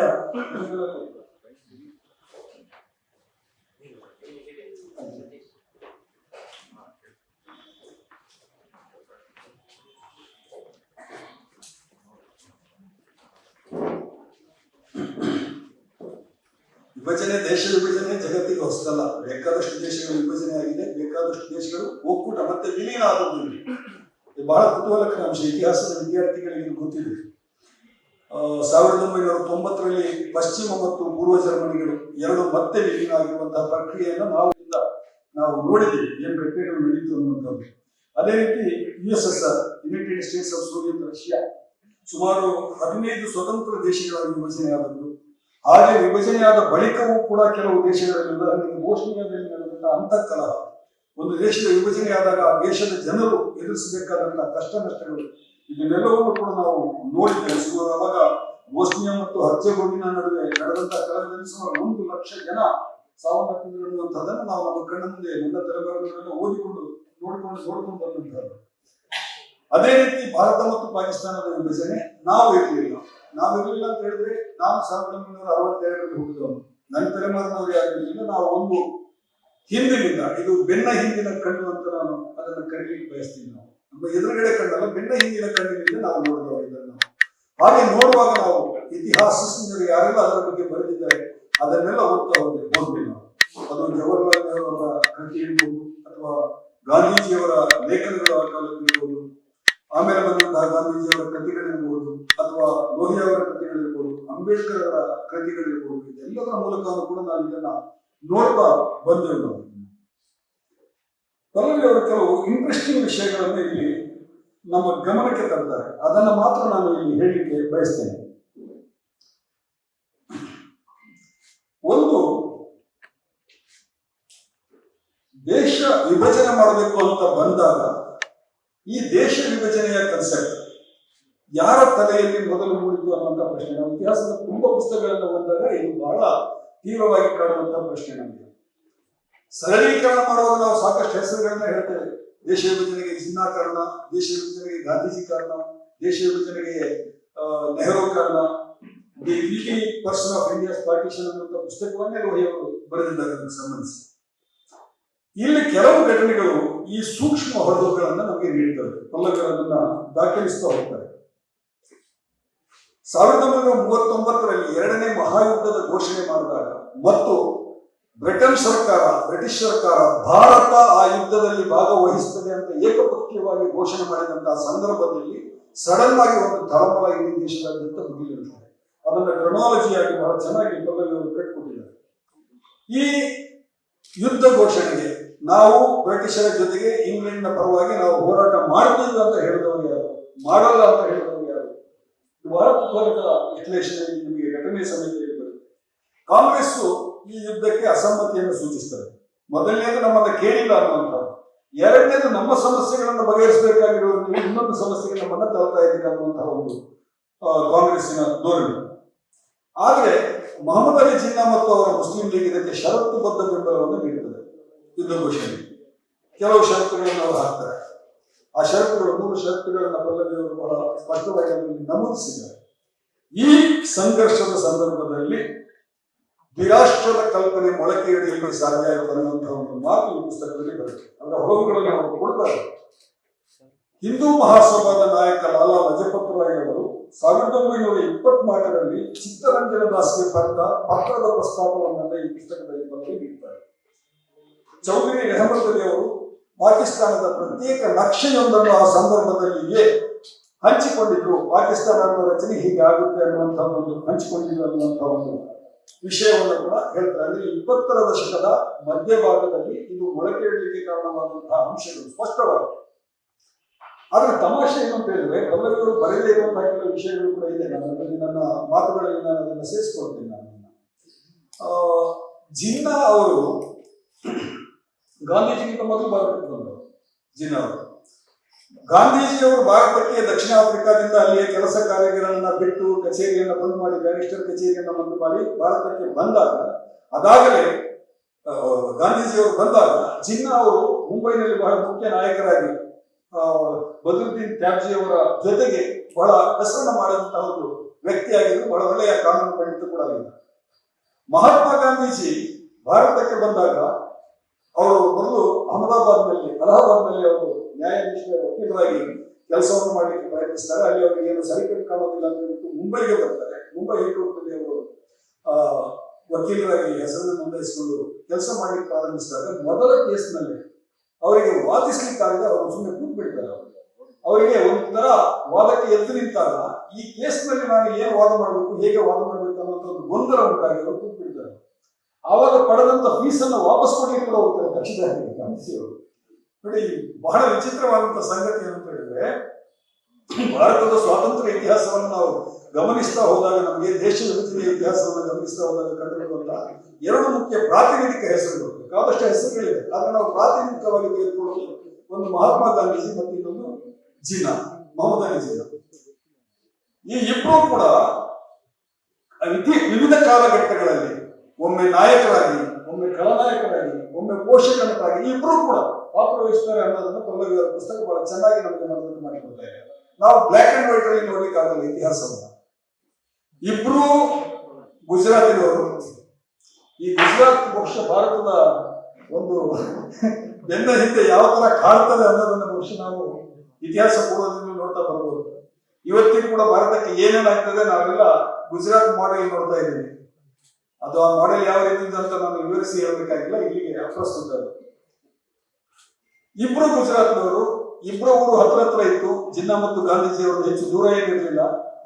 ಒಬ್ರು ಪ್ರಕಾಂಡ ಭಾಷಾ ಪಂಡಿತರು, ಅದ್ಭುತವಾದಂತಹ ಇಂಗ್ಲಿಷ್ ಇತ್ತು ಅವರ ಕೈಯಲ್ಲಿ, ಜಿನ್ನಾ ಅವರ ಕೈಯಲ್ಲಿ. ಇನ್ನೊಬ್ರು ಭಾರತಕ್ಕೆ ಬಂದ ತಕ್ಷಣ ಇಂಗ್ಲಿಷ್ ಅನ್ನ ಬದಿಗೆತ್ತಲ್ಲಿ ಗುಜರಾತಿಯನ್ನ ಮತ್ತು ಹಿಂದಿಯನ್ನ ಕೈಗೆತ್ತಿಕೊಂಡ್ರು. ಒಬ್ರು ತಾರ್ಕುಟಿಕ್ಕಾಗಿ ಬಹಳ ಇಂಗ್ಲಿಷರೇ ಅನ್ನುವ ರೀತಿಯಲ್ಲಿ, 100% ಇಂಗ್ಲಿಷರೇ ಅನ್ನುವ ರೀತಿಯಲ್ಲಿ ತಮ್ಮ ದಿರಿಸುಗಳಿಂದ, ತಮ್ಮ ಹವ್ಯಾಸಗಳಿಂದ ಅವರೇನು ಪೈಪ್ಸ್ ಎತ್ತಾ ಇದ್ರು, ಅವರೇನು ಕೋಟ್ಗಳನ್ನು ಹಾಕೊಳ್ತಾ ಇದ್ರು. ನಾನು ಓದಿದ ಪ್ರಕಾರ ಸುಮಾರು 360 ಕೋಟ್ಗಳಿತ್ತಂತೆ ಜಿನ್ನಾ ಅವರ ಮನೆಯಲ್ಲಿ. ಒಂದೊಂದು ದಿನ ಒಂದೊಂದು ಕೋಟು, ಒಮ್ಮೆ ಹಾಕಿದ ಕೈಯನ್ನು ಇನ್ನೊಂದ್ಸಲ ಹಾಕೊಳ್ತಿರ್ಲಿಲ್ಲ ಅಂತ. ಆದ್ರೆ ಇನ್ನೊಂದು ಕಡೆಯಿಂದ ಬರಿಮೈ ಬೈರಾಗಿ, ಸರಿಯಾದ ಬಟ್ಟೆ ಇಲ್ಲ. ಇವತ್ತು ಬಹಳಷ್ಟು ಚಿತ್ರನಟಿಯರು ಅವರನ್ನು ಅನುಸರಿಸ್ತಾ ಇದ್ದಾರೆ. ಅವರು ತದ್ವಿರುದ್ಧವಾದಂತಹ ವ್ಯಕ್ತಿತ್ವ ಗಾಂಧೀಜಿ ಮತ್ತು ಜಿನ್ನಾ ಅವರಿಬ್ಬರದ್ದು. ಆಲೋಚನೆಗಳು ಕೂಡ ಹಾಗೆ. ಸೊ ಪಲ್ಲವಿ ಈ ಪುಸ್ತಕದಲ್ಲಿ ಅಂತಹ ಕೆಲವು ಹಂತಗಳನ್ನ ಸೂಚಿಸ್ತಾ ಹೋಗ್ತಾರೆ. 1940ರಲ್ಲಿ ಮಾರ್ಚ್ನಲ್ಲಿ ಲಾಹೋರ್ ಸಮಾವೇಶ ನಡೆಯುತ್ತದೆ ಮುಸ್ಲಿಂ ಲೀಗ್. ಅಲ್ಲಿ ಮೊತ್ತ ಮೊದಲ ಬಾರಿಗೆ ಜಿನ್ನಾ ಅವರು ಅತ್ಯಂತ ನೇರವಾಗಿ, ಬಹಳ ಸ್ಪಷ್ಟವಾಗಿ ಈ ದೇಶ ಏಕೆ ವಿಭಜನೆ ಆಗಬೇಕು, ಮುಸ್ಲಿಮರಿಗೆ ಪ್ರತ್ಯೇಕವಾದಂತಹ ದೇಶವನ್ನು ಯಾಕೆ ಬೇಕು ಅನ್ನುವುದನ್ನ ಬಹಳ ನೇರವಾಗಿ ಹೇಳಿದ್ದಾರೆ. ಅವರ ಭಾಷಣದ ಉಲ್ಲೇಖಗಳನ್ನು ಕೂಡ, ಪುಸ್ತಕ ಉಲ್ಲೇಖಗಳನ್ನು ಕೂಡ ಪಲ್ಲವಿ ಕೊಟ್ಟಿದ್ದಾರೆ. ಅದಕ್ಕಿಂತ ಮುಂಚೆ, ಬಹುಶಃ ಒಂದು 2-3 ವರ್ಷಗಳಿಗಿಂತ ಮುಂಚೆ ಜಿನ್ನಾ ಅವರ ಮನಸ್ಸಿನಲ್ಲಿ ಈ ದ್ವಿರಾಷ್ಟ್ರದ ಕಲ್ಪನೆ ಇರಲಿಲ್ಲ ಅನ್ನುವಂತಹ ಒಂದು ನಡವಳಿಕೆ ಜಿನ್ನಾ ಅವರದ್ದು ನಮಗೆ ಕಾಣಿಸ್ತದೆ. ಇದರ ಬಗ್ಗೆ ಇತಿಹಾಸಜ್ಞರು 2 ತರದಲ್ಲಿ ವಿಶ್ಲೇಷಣೆಯನ್ನು ಕೊಡ್ತಾರೆ. ದುರ್ಗಾದಾಸ್ ಅವರು ಬರೆದಿರುವಂತಹ ಪುಸ್ತಕದಲ್ಲಿ ದಿ ಡಿವಿಷನ್ ಆಫ್ ಇಂಡಿಯಾ, ಗರ್ಜನ್ ಪುಸ್ತಕದ ಹೆಸರು ಸರಿಯಾಗಿ ನೆನಪಾಗ್ತದೆ. ಅದರಲ್ಲಿ ಜಿನ್ನಾ ಪರವಾಗಿ ಬಹಳ ಸಹಾನುಭೂತಿ ಪರವಾದಂತಹ ವಿಚಾರಗಳನ್ನು ಬರೀತಾರೆ ದುರ್ಗಾದಾಸ್ ಅವರು. ದುರ್ಗಾದಾಸ್ ಅವರು ಆ ಕಾಲದಲ್ಲಿ ಪತ್ರಕರ್ತರಾಗಿ ಜಿನ್ನಾ ಅವರ ಜೊತೆ, ಗಾಂಧೀಜಿಯವರ ಜೊತೆ ಬಹಳ ನಿಕಟವಾದಂತಹ ಒಡನಾಟವನ್ನು ಇಟ್ಕೊಂಡವರು. ಆದ್ರೆ ನಾವು ಈ ರಾಜಕೀಯ ಚಿತ್ರಣವನ್ನು ನೋಡಿದ್ರೆ ಜಿನ್ನಾ ಅವರ ಪ್ಲಾನಿಂಗ್ ಎಷ್ಟು ಅದ್ಭುತವಾಗಿತ್ತು ಅಂತ ಹೇಳಿದ್ರೆ, ಒಂದು ಪ್ರತ್ಯೇಕ ದೇಶವನ್ನ ಅವರು 1920-22 ಸುಮಾರಿನಲ್ಲಿ ಅವರು ಶುರು ಮಾಡ್ತಾ ಇದ್ದಾರೆ, ಹಂತ ಹಂತವಾಗಿ. ಗಾಂಧೀಜಿ ಒಂದು ದೃಷ್ಟಿಯಲ್ಲಿ ನೋಡಿದ್ರೆ, ನಾವು ರಾಜಕೀಯ ವಿಶ್ಲೇಷಣೆಯನ್ನು ಮಾಡೋದಾದ್ರೆ ಗಾಂಧೀಜಿಯಷ್ಟು ಪ್ರಕಾಂಡ ರಾಜಕಾರಣಿ ಯಾರು ಇಲ್ಲ ಭಾರತದಲ್ಲಿ. ಜಿನ್ನಾ ಅಂತಹ ಪ್ರಕಾಂಡ ಪಂಡಿತನನ್ನ ಮತ್ತು ರಾಜಕೀಯದ ಪರಿಭಾಷೆಯನ್ನು ತಿಳ್ಕೊಂಡಂತಹ, ಆಮೇಲೆ ಕಾನೂನನ್ನು ಚೆನ್ನಾಗಿ ಓದಿಕೊಂಡಂತಹ ವ್ಯಕ್ತಿಯ ಹೋರಾಟವನ್ನು ಹೇಗೆ ವಿಫಲಗೊಳಿಸಬಹುದು, ಭಾರತವನ್ನು ಹೇಗೆ ಒಟ್ಟಾಗಿ ಇಡಬಹುದು ಅನ್ನೋದಕ್ಕೆ ಗಾಂಧೀಜಿ ಕೈಗೊಂಡಂತಹ ಪ್ರತಿಯೊಂದು ಒಂದು ಹಂತದ ಹೋರಾಟವು ಕೂಡ ಹೋರಾಟದ ಪ್ರತಿಯೊಂದು ಹಂತ ಪ್ರತಿಯೊಂದು ನಿರ್ಧಾರವೂ ಕೂಡ ಬಹಳ ರಾಜಕೀಯವಾಗಿ ಬಹಳ ಚಾಣಾಕ್ಷತೆಯ. ಈ ಪುಸ್ತಕವನ್ನು ಓದಿದಾಗ ಅದು ನಮಗೆ ಹೊರೆಯುತ್ತದೆ. ನಾನು ಹೇಳಿದ ಜಿನ್ನಾ ಅವರು ಮೊದಲೇ ಬಂದಿದ್ರು ಭಾರತಕ್ಕೆ, ಗಾಂಧೀಜಿಯವರು ಆಮೇಲೆ ಬಂದರು ಅಂತ ಹೇಳ್ಬೋದು. ಬಹಳ ಇಂಟ್ರೆಸ್ಟಿಂಗ್ ಏನಂತ ಹೇಳಿದ್ರೆ, ಗಾಂಧೀಜಿಯವರು 1915ರಲ್ಲಿ ಮುಂಬೈ ಬಂದರಿಗೆ ಬಂದು ಇಳಿದಾಗ ಅವರನ್ನು ಸ್ವಾಗತ ಮಾಡಲಿಕ್ಕೆ ಹೋಗಿದ್ದು ಗೋಪಾಲಕೃಷ್ಣ ಗೋಖಲೆ ಮತ್ತು ಜಿನ್ನಾ ಅವರು. ಅದು ಬಹಳ ಇಂಟ್ರೆಸ್ಟಿಂಗ್ ಅದು. ಅಂದ್ರೆ ಗಾಂಧೀಜಿಯವರು ಭಾರತಕ್ಕೆ ಬರಬೇಕು, ಅವರು ಅಲ್ಲಿ ನಡೆಸಿದಂತಹ ಹೋರಾಟದ ಒಂದು ಕಿಚ್ಚನ್ನ ಭಾರತದಲ್ಲಿ ಕೂಡ ಮುಂದುವರಿಸ್ತಾ ಇರುವಂತಹ ಒಂದು ಪೂರ್ವ ಸೂಚನೆಗಳಿತ್ತು ನಮ್ಮ ರಾಜಕೀಯ ಕ್ಷೇತ್ರದಲ್ಲಿ. ಜಿನ್ನಾ ಮತ್ತು ಗೋಖಲೆ ಅವರು ಅದನ್ನು ಗುರುತಿಸಿ ಅಲ್ಲಿಗೆ ಹೋಗ್ತಾರೆ. ಆಮೇಲೆ ಕಾಂಗ್ರೆಸ್ಸಿನ ಆರಂಭ ಕಾಲದಲ್ಲಿ ಏನು ಮಂದಗಾಮಿಗಳ ಗುಂಪು ಅಂತ ನಾವು ಕರಿತೇವೆ, ಅದರಲ್ಲಿ ಗೋಖಲೆ ಅವರಿದ್ರು, ಗಾಂಧೀಜಿಯವರಿದ್ರು, ಜಿನ್ನಾ ಅವರಿದ್ರು. ತೀವ್ರಗಾಮಿಗಳ ಗುಂಪು ಬೇರೆ ಇತ್ತು. ಎಲ್ಲಿ ತನಕ ಅಂತ ಹೇಳಿದ್ರೆ ಜಿನ್ನಾ ಅವರನ್ನ ಗೋಖಲೆ ಎರಡನೇ ಗೋಖಲೆ ಅಂತ ಕರೀತಾ ಇದ್ರು. ಗೋಖಲೆ ತರಾನೇ ಇವರು ವರ್ತಿಸ್ತಾ ಇದ್ದಾರೆ, ಅವರದೇ ರಾಜಕೀಯ ಐಡಿಯಾಲಜಿಗಳನ್ನು ಇಟ್ಕೊಂಡಿದ್ದಾರೆ ಅಂತ ಹೇಳಿ. ಆ ಸಂದರ್ಭದಲ್ಲಿ ಗಾಂಧೀಜಿಯವರಿಗೆ ಒಂದು ಸನ್ಮಾನ ನಡೀತದೆ ಮುಂಬೈನಲ್ಲಿ.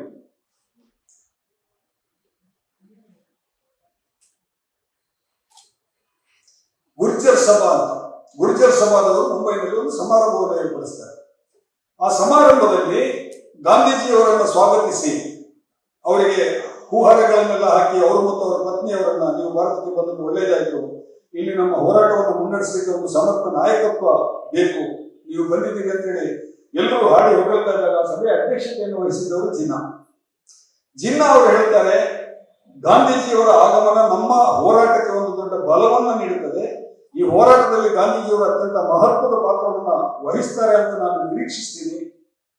ಅವರನ್ನ ನಾವೆಲ್ಲರೂ ಕೂಡ ಭಾರತೀಯರು ಬಹಳ ಉತ್ಸಾಹದಿಂದ, ನಾನು ಇಲ್ಲಿರುವಂತಹ ಹಿಂದೂಗಳು ಮತ್ತು ಈ ದೇಶದ ಎಲ್ಲ ಜನರ ಪರವಾಗಿ, ಮುಂಬಯಿಯ ಮತ್ತು ಈ ದೇಶದ ಎಲ್ಲ ಜನರ ಪರವಾಗಿ ಸ್ವಾಗತಿಸ್ತೇನೆ ಅಂತ ಜಿನ್ನಾ ಅವರು ಭಾಷಣ ಮಾಡ್ತಾರೆ. ಗಾಂಧೀಜಿಯವರು ತಮ್ಮ ಭಾಷಣಕ್ಕೆ ಉತ್ತರ ಕೊಡ್ತಾ ಹೇಳುವಾಗ ಬಹಳ ಇಂಟ್ರೆಸ್ಟಿಂಗ್ ಇದೆ ಅದು. ಗಾಂಧೀಜಿಯವರು ಹೇಳ್ತಾರೆ, ಹಿಂದೂಗಳೇ ಸುಂದಿರುವಂತಹ ಈ ಸಭೆಯಲ್ಲಿ ನೀವು ಒಬ್ಬ ಮುಸ್ಲಿಮರನ್ನ ಅಧ್ಯಕ್ಷರನ್ನಾಗಿ ಮಾಡಿದ್ದೀರಲ್ಲ, ಇದು ನನಗೆ ಬಹಳ ಕುತೂಹಲ ಉಂಟು ಮಾಡ್ತಿದೆ ಅನ್ನುವಂಥ ಮಾತನ್ನ ಹೇಳ್ತಾರೆ. ಒಂದು ರಾಜಕೀಯ ಅಂದ್ರೆ ಗಾಂಧಿ ಮತ್ತು ಜಿನ್ನಾ ಅವರ ನಡುವೆ ಮಾನಸಿಕವಾಗಿ ಏನು ಒಂದು ಅಂತರ ಇತ್ತು ಅನ್ನುವಂಥದ್ದು ಆ ಯೋಚನೆಯ ಹಿನ್ನೆಲೆಯಲ್ಲಿ ಗಾಂಧೀಜಿಯವರ ಮೊದಲ ಮಾತಿನಲ್ಲೇ ಗೊತ್ತಾಗುತ್ತೆ ನಮಗೆ. ಆಮೇಲೆ ಅವರು ಹೇಳ್ತಾರೆ, ರಾಜಕೀಯಕ್ಕೆ ಬನ್ನಿ, ರಾಜಕೀಯದಲ್ಲಿ ಪಾತ್ರ ವಹಿಸಿ ಅಂತ ನೀವೆಲ್ಲ ಹೇಳಿದ್ದೀರಿ ನನಗೆ, ಆದ್ರೆ ನನ್ನ ಗುರುಗಳಾದಂತಹ ಗೋಖಲೆ ಅವರು ನನಗೆ ಒಂದು ಸಲಹೆ ಕೊಟ್ಟಿದ್ದಾರೆ, 1 ವರ್ಷದ ಕಾಲ ನೀನು ಪರಿಸ್ಥಿತಿಯನ್ನು ಅಧ್ಯಯನ ಮಾಡುವುದು, ಆ ಪರಿಸ್ಥಿತಿಯನ್ನು ಪೂರ್ತಿ ಅಧ್ಯಯನ ಮಾಡಿದ ನಂತರ ನಿನ್ನ ನಿರ್ಧಾರವನ್ನು ತೆಗೆದುಕೋ. ಕಾಂಗ್ರೆಸ್ಗೆ ಸೇರ್ಬೇಕಾ, ಸ್ವಾತಂತ್ರ್ಯ ಹೋರಾಟವನ್ನು ಮುನ್ನಡೆಸಬೇಕಾ, ಹೋರಾಟದಲ್ಲಿ ಸೇರ್ಕೋಬೇಕಾ, ಕಾಂಗ್ರೆಸ್ನಲ್ಲಿ ಸೇರ್ಕೋಬೇಕಾ ಅಥವಾ ಹೊರಗಡೆನೆ ಇರಬೇಕಾ, ನೀನು ಕೆಲಸ ಮಾಡ್ಬೇಕು ಅನ್ನೋದನ್ನ 1 ವರ್ಷ ನೀನು ಇದನ್ನ ಅವಲೋಕಿಸಿ ಆಮೇಲೆ ನಿರ್ಧಾರ ತಗೋ ಅಂತ ನನ್ನ ಗುರುಗಳು ನನಗೆ ಹೇಳಿದ್ದಾರೆ. ಹಾಗಾಗಿ ನಾನು ಈ ಸಂದರ್ಭದಲ್ಲಿ ಬೇರೆ ಏನನ್ನು ಹೇಳಲಿಕ್ಕೆ ಬಯಸೋದಿಲ್ಲ ಅಂತ ಗಾಂಧೀಜಿಯವರು ಹೇಳ್ತಾರೆ. ಸ್ವಾತಂತ್ರ್ಯ ಹೋರಾಟದ ಜೊತೆಗೆ ಗಾಂಧೀಜಿಯವರು ಒಬ್ಬ ನಾಯಕನಾಗಿ ಬೆಳೀತಾ ವರ್ಷದಲ್ಲಿ ಹಿಂದೂ ಮಹಾಸಭಾದ ಸಮ್ಮೇಳನ ನಡೆಯಿತು. ಆ ಸಮ್ಮೇಳನದಲ್ಲಿ ದ್ವಿರಾಷ್ಟ್ರ ಪರಿಕಲ್ಪನೆಯನ್ನ ಮೊದಲ ಬಾರಿ ಬಹಳ ಸ್ಪಷ್ಟವಾಗಿ ಹೇಳಿ ಒಂದು ನಿರ್ಣಯವನ್ನು ಕೂಡ ಕೈಗೊಳ್ಳಲಾಗಿದೆ. ಈ ದೇಶವನ್ನು ಎರಡಾಗಿ ಮಾಡಬೇಕು ಅಂತ. ಅಂದ್ರೆ ಜಿನ್ನಾ ಅವರು ಹೇಳುವುದಕ್ಕಿಂತ ಮುಂಚೆ ಹಿಂದೂ ಮಹಾಸಭಾದವರು ಇದನ್ನ ಬಹಳ ಸ್ಪಷ್ಟವಾಗಿ ಗುರುತಿಸಿದರು, ಇಲ್ಲ ಈ ದೇಶ ಎರಡಾಗಬೇಕು ಅನ್ನುವಂಥದ್ದು. ಇದಕ್ಕೆ ಪೂರಕವಾಗಿ ಪಲ್ಲವಿ ಇಲ್ಲಿ ಬಹಳಷ್ಟು ಮಾಹಿತಿಗಳನ್ನು ಕೊಡ್ತಾ ಹೋಗ್ತಾರೆ. ಉದಾಹರಣೆಗೆ ಹಿಂದೂ ಮಹಾಸಭಾ ಯಾವ ರೀತಿ ಕಾಂಗ್ರೆಸ್ಸಿನ ಆಲೋಚನೆಗಳನ್ನ ವಿರೋಧಿಸ್ತಾ ಇನ್ನೊಂದು ಕಡೆ ಬ್ರಿಟಿಷರ ಪರವಾಗಿ ವರ್ತಿಸ್ತಾ ಇತ್ತು ಅನ್ನುವಂತಹ ಹಲವು ಹೊರವುಗಳು ಇದರಲ್ಲಿ ಬೇರೆ ಬೇರೆ ಕಡೆ ಪುಸ್ತಕದಲ್ಲಿ ಕೊಡ್ತಾರೆ. ಅದರಲ್ಲಿ ಒಂದು 1924ರಲ್ಲಿ ಚಿತ್ತರಂಜನ್ ದಾಸ್ ಬರೆದ ಲಾಲಾ ಲಜಪತ್ ರಾಯ್ ಅವರು ಬರೆದಂತಹ ಪತ್ರದ ಪ್ರಸ್ತಾವ. ಚೌಧರಿ ರಹಮತ್ ಅಲಿ ಅವರು ಪ್ರತ್ಯೇಕ ಪಾಕಿಸ್ತಾನದ ಪ್ರತ್ಯೇಕ ನಕ್ಷೆಯನ್ನು ಕೂಡ ತಯಾರು ಮಾಡಿರುವಂತಹ ಒಂದು ವಿವರಗಳು ಕೂಡ ಅಲ್ಲಿ ಬರುತ್ತವೆ. ಮುಂದೆ ಗಾಂಧೀಜಿಯವರು ಕ್ವಿಟ್ ಇಂಡಿಯಾ ಚಳವಳಿಯ ಕರೆಯನ್ನು ಕೊಟ್ಟಾಗ ಕೂಡ ಈ ಡಿವಿಷನ್ ಅಂದ್ರೆ ಮುಸ್ಲಿಂ ಲೀಗ್ ಮತ್ತು ಹಿಂದೂ ಮಹಾಸಭಾ ಯಾವ ರೀತಿ ಒಂದೇ ರೀತಿಯಲ್ಲಿ ಆಲೋಚಿಸ್ತಾ ಇತ್ತು ಅನ್ನುವಂಥದ್ದು ಈ ಪುಸ್ತಕದಲ್ಲಿ ತುಂಬಾ ಅದ್ಭುತವಾದಂತಹ ಹೊರಗೆ ಸಿಗ್ತದೆ. ಅದನ್ನು ಓದ್ತಾ ಹೋದಾಗ ಕ್ವಿಟ್ ಇಂಡಿಯಾ ಕರೆ ಕೊಡಬೇಕಾದಂತಹ ಸಂದರ್ಭ ಆಗಿರಲಿಲ್ಲ. ಮಹಾಯುದ್ಧ ನಡೀತಾ ಇತ್ತು, ಬ್ರಿಟಿಷರು ಒಂದು ಕಡೆ ಯುದ್ಧದಲ್ಲಿ ತಲ್ಲೀನರಾಗಿದ್ರು, ಆದರೆ ಇನ್ನೊಂದು ಕಡೆಯಿಂದ ಇಡೀ ದೇಶದಲ್ಲೇ ಕೋಲಾಹಲವನ್ನು ಉಂಟು ಮಾಡುವಂತಹ ಬಹಳಷ್ಟು ನಾಯಕರು ಅದರ ಬಗ್ಗೆ ಹೇಳ್ತಾರೆ. ಭಾರತದಲ್ಲಿ ಅರಾಜಕತೆಯನ್ನು ಉಂಟು ಮಾಡೋದಕ್ಕೆ ಗಾಂಧೀಜಿಯವರು ಕ್ವಿಟ್ ಇಂಡಿಯಾಕ್ಕೆ ಕರೆ ಕೊಟ್ಟಿದ್ದಾರೆ ಅಂತ ಕಾಂಗ್ರೆಸ್ ನಾಯಕರು ಸಾಕಷ್ಟು ಮಂದಿ ಹೇಳ್ತಾರೆ. ಅಂತಹ ಒಂದು ನಿರ್ಧಾರವನ್ನು ಗಾಂಧೀಜಿಯವರು ತೆಗೆದುಕೊಂಡಾಗ ಮುಸ್ಲಿಂ ಲೀಗ್ ಅದರ ಬಗ್ಗೆ ಕೂಡ ಆತಂಕ ವ್ಯಕ್ತಪಡಿಸುತ್ತೆ. ಇಲ್ಲ, ನಾವು ಬ್ರಿಟಿಷರ ಜೊತೆಗೆ ನಿಲ್ಲಬೇಕು, ಈ ಸಂದರ್ಭದಲ್ಲಿ ನಮಗೆ ಬಹಳ ಮುಖ್ಯವಾದದ್ದು ಯುದ್ಧದಲ್ಲಿ ನಾವು ಒಂದು ಜಯವನ್ನು ಗಳಿಸೋದು ಮುಖ್ಯವಾದಂತಹ ಧೋರಣೆಯನ್ನ ಹೇಳ್ತಾ ಹೋದ್ರೆ ಹಿಂದೂ ಮಹಾಸಭಾ ಕೂಡ ಈ ಕ್ವಿಟ್ ಇಂಡಿಯಾ ಚಳವಳಿಯನ್ನು ವಿರೋಧಿಸ್ತಾರೆ. ಕಾಂಗ್ರೆಸ್ನ ನೂರಾರು ಸಾವಿರಾರು ನಾಯಕರನ್ನ ಬ್ರಿಟಿಷರು ಬಂಧಿಸಿ ಜೈಲಿನಲ್ಲಿ ಇರ್ತಾರೆ. ರಾಜಾಜಿಯವರು ಮಾತ್ರ ಒಬ್ಬರು ಹೊರಗಡೆ ಇರ್ತಾರೆ, ಬೇರೆ ಎಲ್ಲರೂ ಒಳಗಡೆ ಜೈಲು ಶಿಕ್ಷೆಯನ್ನು ಅನುಭವಿಸ್ತಾ ಇದ್ದಾಗ ಬ್ರಿಟಿಷರು ಬಹಳ ಸ್ಪಷ್ಟವಾಗಿ ಹೇಳ್ತಾರೆ, ಯಾವುದೇ ಕಾರಣಕ್ಕೂ ನಿಮ್ಮನ್ನ ಈ ಸಲ ಹೊರಗಡೆ ಬಿಡುವ ಪ್ರಶ್ನೆ ಇಲ್ಲ, ನಾವು ಇದನ್ನ ಬಹಳ ಗಂಭೀರವಾಗಿ ಪರಿಗಣಿಸಿದ್ದೀವಿ ಅಂತ ಹೇಳಿದಾಗ ಹಿಂದೂ ಮಹಾಸಭಾದ ನಾಯಕ ರಾಜ ಮಹೇಶ್ವರ ದಯಾಳ್ ಸೇಠ್ ಅವರು, ಅದು ಬಹಳ ಚೆನ್ನಾಗಿದೆ ಪ್ರಸ್ತಾಪ, ಅವರು ಹೇಳ್ತಾರೆ, ಮುಸ್ಲಿಂ ಲೀಗ್ ನಾಯಕರಾದಂತಹ ಚೌಧರಿ ಖಾಲಿಜುಜ್ಜಮಾನ್, ಅದು ಖಲೀಜುಜ್ಜಮಾನ್ ಆಗಿದೆ, ಖಾಲಿಜುಜ್ಜಮಾನ್ ಮತ್ತು ಲಿಯಾಕತ್ ಅಲಿ ಖಾನ್, ಸ್ವತಂತ್ರ ಪಾಕಿಸ್ತಾನದ ಮೊದಲ ಪ್ರಧಾನಿಯಾಗಿ ಆಯ್ಕೆಯಾದಂತವರು, ಲಿಯಾಕತ್ ಅಲಿ ಖಾನ್ ಅವರನ್ನು ಭೇಟಿಯಾಗಿ ಕೇಂದ್ರದಲ್ಲಿ ಮತ್ತು ರಾಜ್ಯಗಳಲ್ಲಿ, ಪ್ರಾಂತ್ಯಗಳಲ್ಲಿ ಎರಡೂ ಕಡೆ ಹಿಂದೂ ಮಹಾಸಭಾ ಮತ್ತು ಮುಸ್ಲಿಂ ಲೀಗ್ ಒಟ್ಟಿಗೆ ಸೇರಿ ಸರ್ಕಾರ ರಚಿಸಬೇಕು ಅನ್ನೋ ಪ್ರಸ್ತಾಪವನ್ನು ಮುಂದಿಡ್ತಾರೆ. ಹೇಗಿದೆ ನೋಡಿದ್ವಿ ವೈರುಧ್ಯ. ನಾವಿವತ್ತು ಅದಕ್ಕೆ ನಾವು ಹೇಳಿದ ಆರಂಭದಲ್ಲಿ ನಾವು ಬ್ಲಾಕ್ ಅಂಡ್ ವೈಟ್ ಅಲ್ಲಿ ಇದನ್ನು ನೋಡ್ತಾ ಇದ್ದೇವೆ. ಏನೋ ಬ್ರಿಟಿಷರ ವಿರುದ್ಧ ಹೋರಾಟ ನಡೀತು, ಗಾಂಧೀಜಿಯವರು ನೇತೃತ್ವ ವಹಿಸಿದ್ರು, ಉಳಿದವರೆಲ್ಲ ಜೈಲಿಗೆ ಹೋದ್ರು, ಸುಭಾಷ್ ಚಂದ್ರ ಬೋಸ್ ಇದ್ರು, ಭಗತ್ ಸಿಂಗ್ ಇದ್ರು, ಎಲ್ಲ ಇದ್ರು. ಬ್ರಿಟಿಷರು ನಮಗೆ ರೋಸಿ ಹೋಗಿ ಸ್ವಾತಂತ್ರ್ಯ ಕೊಟ್ಟರು ಅಂತ ಒಂದು ಸಾಮಾನ್ಯ ಪರಿಕಲ್ಪನೆ ನಮ್ಮ ಇವತ್ತಿನ ತಲೆಮಾರಿನಲ್ಲಿದೆ. ಹಾಗಿರಲಿ ಆ ಅಧಿಕಾರದ ಜಗ್ಗಾಟದಲ್ಲಿ, ಅಧಿಕಾರವನ್ನು ಪಡೆಯುವಂತ ಜಗ್ಗಾಟದಲ್ಲಿ 3-4 ಹಂತಗಳಿವೆ. ಮೊದಲನೇದು ಬ್ರಿಟಿಷರ ಮೇಲೆ ನೇತೃತ್ವ ವಹಿಸಿಕೊಂಡ್ಬಿಟ್ಟು ಇಲ್ಲಿಯ ಸ್ಥಳೀಯ ಆಡಳಿತದ ಸಂಸ್ಥೆಗಳ ಅಧಿಕಾರವನ್ನು ವಹಿಸಿಕೊಳ್ಳುವಂತಹದ್ದು. ಎರಡನೇದು ಕೇಂದ್ರ ಸರ್ಕಾರವನ್ನ ಬ್ರಿಟಿಷರ ನೇತೃತ್ವದಲ್ಲಿ ಇಟ್ಕೊಂಡ್ಬಿಟ್ಟು, ವೈಸ್ರಾಯ್ ನೇತೃತ್ವದಲ್ಲಿ ಇಟ್ಕೊಂಡ್ಬಿಟ್ಟು ಉಳಿದ ಪ್ರಾಂತೀಯ ಸರ್ಕಾರಗಳನ್ನ ಆಯಾ ಪ್ರದೇಶದ ರಾಜಕೀಯ ಬಲಾಬಲಗಳ ಮೇಲೆ ನಿರ್ಧರಿಸುವುದು ಅನ್ನುವಂಥದ್ದು. ಈ ತರದ್ದು ಬಹಳ ಹೊಂದಾಣಿಕೆಯ ರಾಜಕೀಯ ಅಧಿಕಾರ ಬರಬೇಕಾದ್ರೆ ಎಷ್ಟು ಹಂತಗಳಲ್ಲಿ ಈ ಪ್ರಕ್ರಿಯೆ ನಡೆದಿದೆ ಅನ್ನುವಂಥದ್ದನ್ನ ಪಲ್ಲವಿ ಅವರು ಈ ಪುಸ್ತಕದಲ್ಲಿ ಬಹಳ ಚೆನ್ನಾಗಿ ಕಟ್ಟಿಕೊಟ್ಟಿದ್ದಾರೆ. ರಾಜಾಜಿ ಮತ್ತು ಜಿನ್ನಾ ಅವರ ಮಾತುಕತೆ ಇರಬಹುದು. ಎಲ್ಲಾ ಕಾಂಗ್ರೆಸ್ ನಾಯಕರು ಜೈಲಿನಲ್ಲಿದ್ದಾಗ ರಾಜಾಜಿ ಅವರ ಒಂದು ಹೊಸ ಪ್ರಸ್ತಾಪವನ್ನ ಮೊಹಮ್ಮದ್ ಅಲಿ ಜಿನ್ನಾ ಅವರ ಮುಂದಿಡ್ತಾರೆ. ಯಾವ ತರ ನಾವು ಈ ಸಮಸ್ಯೆಯನ್ನು ಬಗೆಹರಿಸಿಕೊಂಡು ಹೊರಗೆ ಬರಬಹುದು ಅನ್ನುವಂಥದ್ದು. ಅದೇ ರೀತಿ ಜಿನ್ನಾ ಮತ್ತು ಗಾಂಧೀಜಿಯವರ ಮಾತುಕತೆ ಇರಬಹುದು. ಬಹಳ ಸ್ವಾರಸ್ಯಕರವಾದಂತಹ ಸಂಗತಿ, ಭಾರತದ ಸ್ವಾತಂತ್ರ್ಯ ಹೋರಾಟ ಮತ್ತು ಭಾರತದ ಒಂದು ಸ್ವಾತಂತ್ರ್ಯ ಪಡೆಯುವಂತಹ ಪ್ರಕ್ರಿಯೆಯಲ್ಲಿ ಜಿನ್ನಾ ಮತ್ತು ಮಹಾತ್ಮ ಗಾಂಧೀಜಿಯವರ ಮಧ್ಯೆ ನಡೆದಂತಹ 36 ದಿನಗಳವರೆಗೂ 39 ದಿನಗಳ ಕಾಲ ಮಾತುಕತೆ ನಡೀತದೆ. ಪ್ರತಿದಿನ ಪತ್ರಕರ್ತರು ಬಂದು ಹೊರಗಡೆ ಮೊದಲನೇ ದಿನ ಹೊರಗೆ ಬಂದಾಗಲೇ ಪ್ರತಿಕ್ರಿಯೆ ಕೇಳಲಿಕ್ಕೆ ಶುರು ಮಾಡ್ತಾರೆ. ಆದ್ರೆ ಒಂದು ಹೆಜ್ಜೆ ಕೂಡ ಮುಂದಕ್ಕೆ ಹೋಗಿಲ್ಲ ಅನ್ನೋದು ಇಬ್ಬರು ನಾಯಕರಿಗೆ ಗೊತ್ತಿತ್ತು. ಮೊದಲ ದಿನನೇ 39ನೇ ದಿನ ಕೂಡ ಅಲ್ಲೇ ಇದ್ರು ಅವರು. 39 ದಿನಗಳ ಕಾಲ ಇಬ್ಬರೂ ನಾಯಕರು ಮಾತುಕತೆ ಮಾಡ್ತಾರೆ, ಒಂದು ಹೆಜ್ಜೆ ಮುಂದಕ್ಕೆ ಹೋಗಲ್ಲ. ಬಹಳ ಇಂಟ್ರೆಸ್ಟಿಂಗ್ ಸನ್ನಿವೇಶಗಳಲ್ಲಿ ಪುಸ್ತಕದಲ್ಲಿ ಪಲ್ಲವಿಯವರು ಕಟ್ಟಿಕೊಟ್ಟಿದ್ದಾರೆ ಅದನ್ನ. ಆಮೇಲೆ ಜಿನ್ನಾ ಅವರು ಪದೇ ಪದೇ ಕ್ಲೈಮ್ ಮಾಡ್ತಾ ಇದ್ದೀನಿ ಏನಂತ ಹೇಳಿದ್ರೆ, ಈ ದೇಶದ ಮುಸ್ಲಿಮರ ಪ್ರತಿನಿಧಿ ನಾನು, ಈ ದೇಶದ ಮುಸ್ಲಿಮರ ರಾಜಕೀಯ ಪ್ರಾತಿನಿಧ್ಯ ಇರುವುದು ಮುಸ್ಲಿಂ ಲೀಗ್ ಕೈಯಲ್ಲಿ ಅನ್ನುವಂಥದ್ದು. ಗಾಂಧೀಜಿಯವರನ್ನ ಒಪ್ಲಿಕ್ಕೆ ತಯಾರಿರಲಿಲ್ಲ. ಗಾಂಧೀಜಿಯವರು ಬಹಳ ಸ್ಪಷ್ಟವಾಗಿ ಇದನ್ನ ಪದೇ ಪದೇ ಹೇಳ್ತಾ ಇದ್ರು ಮತ್ತು ಬ್ರಿಟಿಷರ ಜೊತೆ ಮಾತುಕತೆ ಸಂದರ್ಭದಲ್ಲಾಗ್ಲಿ, ಮುಸ್ಲಿಂ ಲೀಗ್ ಜೊತೆ ಮಾತುಕತೆ ಸಂದರ್ಭದಲ್ಲಾಗ್ಲಿ ಇದನ್ನೇ ಮುಂದಕ್ಕೆ ಇಡ್ತಾ ಇದ್ರು. ಆದ್ರೆ ಜಿನ್ನಾ ನಿರಂತರವಾಗಿ ಜಿನ್ನಾ ಅವರ ಬೆಳವಣಿಗೆ ಇದೆಯಲ್ಲ, ಗಾಂಧೀಜಿಯವರ ರಾಜಕೀಯ ತಂತ್ರಗಾರಿಕೆ ಮತ್ತು ಚಾಣಾಕ್ಷತೆ ಮತ್ತು ಜಿನ್ನಾ ಅವರ ಬೆಳವಣಿಗೆ, ರಾಜಕೀಯ ನಾಯಕನಾಗಿ ಬೆಳವಣಿಗೆ, ಇದೆರಡನ್ನು ಕೂಡ ಏಕಕಾಲಕ್ಕೆ ಈ ಕೃತಿನಲ್ಲಿ ನಾವು ಗಮನಿಸ್ತಾ ಹೋಗ್ಲಿಕ್ಕಾಗುತ್ತೆ. ಇವರು ದೂರ ನಿಂತ್ಕೊಂಡು ಇದನ್ನು ಬರೆದ್ರು ಕೂಡ ನಮ್ಗೆ ಅವರು ಬಹಳ ಸ್ಪಷ್ಟವಾಗಿ ಕಾಣಿಸ್ತಾ ಹೋಗ್ತಾರೆ. ಆರಂಭದಲ್ಲಿ ಹೇಗೆ ಜಿನ್ನಾ ಬಹಳ ದೊಡ್ಡ ದೇಶ ಪ್ರೇಮಿಯಾಗಿದ್ರು. ಸರೋಜಿನಿ ನಾಯ್ಡು ಅವರು ಹೇಳ್ತಾರೆ, ಭಾರತದ ಅತ್ಯಂತ ದೊಡ್ಡ ಸೆಕ್ಯುಲರ್ ನಾಯಕ ಅಂತ ಹೇಳ್ತಾರೆ ಜಿನ್ನಾ ಅವರನ್ನು. ಆದ್ರೆ ಆ ಜಿನ್ನಾ ಹೇಗೆ ಬರ್ತಾ ಬರ್ತಾ ಬರ್ತಾ ಹೇಗೆ ಕೋಮುವಾದಿ ಆಗ್ತಾ ಪ್ರತ್ಯೇಕ ದೇಶ ಬೇಕಂತ, ದೇಶದ ವಿಭಜನೆಗೆ ಬೇಕಾದಂತಹ ತಂತ್ರಗಾರಿಕೆಯನ್ನು ಮಾಡ್ತಾ ಹೋಗ್ತಾರೆ. ಅದನ್ನ ಸರಿಗಟ್ಟೋದಕ್ಕೆ ಗಾಂಧೀಜಿಯವರು ಹೇಗೆ ತಮ್ಮ ತಂತ್ರಗಾರಿಕೆಯನ್ನು ವಿಸ್ತರಿಸ್ತಾ ಹೋಗ್ತಾರೆ, ಇದೆಲ್ಲವನ್ನು ಕೂಡ ಗಾಂಧೀಜಿನ ಅವರ ನಡುವಿನ ಮಾತುಕತೆಯ ಹಂತದಲ್ಲಿ ಕೂಡ ಇದನ್ನ ಪಲ್ಲವಿಯವರು ನಮಗೆ ಹೇಳ್ತಾ ಹೋಗ್ತಾರೆ. ಆಮೇಲೆ ಇದು ಅಲ್ಲಿ ಇನ್ನೂ 2 ಪ್ರಶ್ನೆಗಳು ಬರ್ತವೆ. ಅಲ್ಲಿ ಭಾರತ ಮತ್ತು ಪಾಕಿಸ್ತಾನವನ್ನು ವಿಭಜನೆ ಮಾಡಬೇಕು ಅಂತ ಹೇಳಿದಾಗ ಅಲ್ಲಿ ಸಿಖ್ಖರು ಇರ್ತಾರೆ, ಅವರ ನಿಲುವು ಏನಾಗಿರ್ತದೆ ಅನ್ನುವಂಥ 3 ಸಿಖ್ ನಾಯಕರು ಇದಕ್ಕೆ ಸಂಬಂಧಿಸಿ ಮಾತುಕತೆಗೆ ಬ್ರಿಟಿಷ್ ಜೊತೆಗೆ ಸೇರ್ತಾರೆ. ಆ ಮಾತುಕತೆಯಲ್ಲಿ ಅವರು ಹೇಳ್ತಾರೆ, ನೀವು ಪ್ರತ್ಯೇಕ ದೇಶ ಮುಸ್ಲಿಮರಿಗೆ ಕೊಟ್ಟು ನಮ್ಮನ್ನ ಆ ಕಡೆ ಕಳಿಸಿ. ಯಾಕಂದ್ರೆ ಪಂಜಾಬ್ ಪ್ರಾಂತ್ಯದಲ್ಲಿ ಬಹಳ ದೊಡ್ಡ ಸಂಖ್ಯೆಯಲ್ಲಿ ಸಿಖ್ಖರಿದ್ರು. ಪಂಜಾಬಿನ ವಿಭಜನೆ ಆದರೆ ಬಹಳ ದೊಡ್ಡ ಸಂಖ್ಯೆಯಲ್ಲಿ ಅವರು ಪಾಕಿಸ್ತಾನಕ್ಕೆ ಹೋಗ್ಬೇಕಾಗುತ್ತೆ. ಅವ್ರು ಹೇಳ್ತಾರೆ, ನಾವು ಅಲ್ಲಿ ಹೋದ್ರೂ ನೆಮ್ಮದಿಯಾಗಿರೋದಿಲ್ಲ, ಇಲ್ಲಿ ಹೋದ್ರೂ ನೆಮ್ಮದಿಯಾಗಿರೋದಿಲ್ಲ, ನಮಗೆ ಒಂದು ಪ್ರತ್ಯೇಕವಾದಂತಹ ಭೂಭಾಗವನ್ನು ನಿರ್ಧರಿಸಿಕೊಡಿ ಅನ್ನುವಂಥ ಮಾತು ಬರುತ್ತೆ. ಅಂದ್ರೆ ದೇಶದ ವಿಭಜನೆಯ ಪ್ರಕ್ರಿಯೆ ನಡೆಯುವಾಗ ಯಾವ ರೀತಿಯ ಮಾತುಕತೆಗಳೆಲ್ಲ ಬಂತು, ಅದನ್ನು ಯಾವ ರೀತಿ ನಮ್ಮ ನಾಯಕರು ಎದುರಿಸಿ ಅದನ್ನ ನಿರ್ವಹಿಸ್ತಾ ಹೋದ್ರು ಅನ್ನುವಂಥದ್ದು.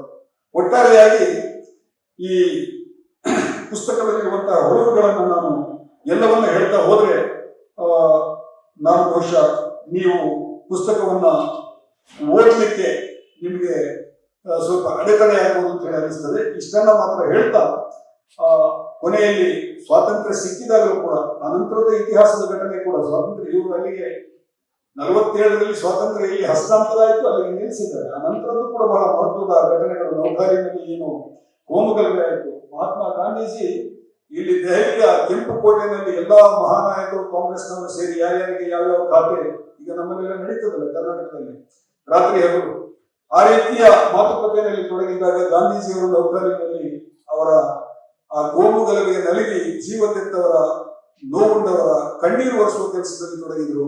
ಒಬ್ಬನೇ ಒಬ್ಬ ನಾಯಕ ಡಾಕ್ಟರ್ ರಾಮುಲು ಅವರ ಗಣಸೇನೆ ಅಂತ ಕಾರ್ಯಕರ್ತರ ಪಡೆಯನ್ನು ಕಟ್ಟಿಕೊಂಡು ಗಾಂಧೀಜಿಯವರ ಜೊತೆಗಿದ್ರು. ಉಳಿದವರೆಲ್ಲ ಅಧಿಕಾರ ಹಂಚಿಕೆಯ ಒಂದು ಪಾತ್ರದಲ್ಲಿದ್ರು ಅನ್ನುವ ಮಾತನ್ನು ಕೂಡ ನಾವು ಈ ಇತಿಹಾಸವನ್ನು ಮುಂದುವರಿಸ್ತಾ ನೆನಪಿಸ್ಕೊಳ್ಬಹುದು. ಸೂರತ್ ಬಂದರಿನಲ್ಲಿ ಈಸ್ಟ್ ಇಂಡಿಯಾದ ಕಂಪನಿಯ ಹಡಗು ಬಂದು ಇಳಿದದ್ದು ಆಗಸ್ಟ್ ತಿಂಗಳಲ್ಲಿ. ಬಂದು ಇಳಿದು ಶಾ ಆಲಂ ಅನ್ನುವಂತಹ ಮೊಘಲ್ ದೊರೆ ಅವರಿದ್ದಂಥವನು ಕಪ್ಪವನ್ನ ಕೊಡ್ಲಿಕ್ಕೆ ನಿರ್ಧರಿಸಿದ್ದು 1965 ಆಗಸ್ಟ್ ತಿಂಗಳಲ್ಲಿ. ಆಮೇಲೆ ಕ್ರಮೇಣ ಈಸ್ಟ್ ಇಂಡಿಯಾ ಕಂಪನಿ ಒಂದು ಸರ್ಕಾರವಾಗಿ ಪರಿವರ್ತನೆ ಆಗ್ತಾ ಹೋಗಿ ಭಾರತದ ವಿವಿಧ ಪ್ರದೇಶಗಳ ಮೇಲೆ ನಮ್ಮ ಆಂತರಿಕ ಕಲಹವನ್ನ ಬೇಕಾದಷ್ಟು ಜನ ಹೋರಾಡಿದ್ದಾರೆ. ಬಂಗಾಳದಲ್ಲಿ ಬ್ರಿಟಿಷರ ವಿರುದ್ಧ ಹೋರಾಟ ನಡೀತು. ಮರಾಠರು ಬಹಳ ದೊಡ್ಡ ಶಕ್ತಿಯಾಗಿದ್ರು.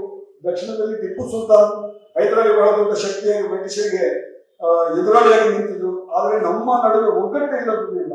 ಆ ಕಾಲದಲ್ಲಿ ಒಗ್ಗಟ್ಟು ಇಲ್ಲದಿಲ್ಲ. ಇದನ್ನು ಸುಭಾಷ್ ಚಂದ್ರ ಬೋಸ್ ತಮ್ಮ ಕೃತಿಯಲ್ಲಿ ಹೇಳ್ತಾ ಇದ್ದಾನೆ.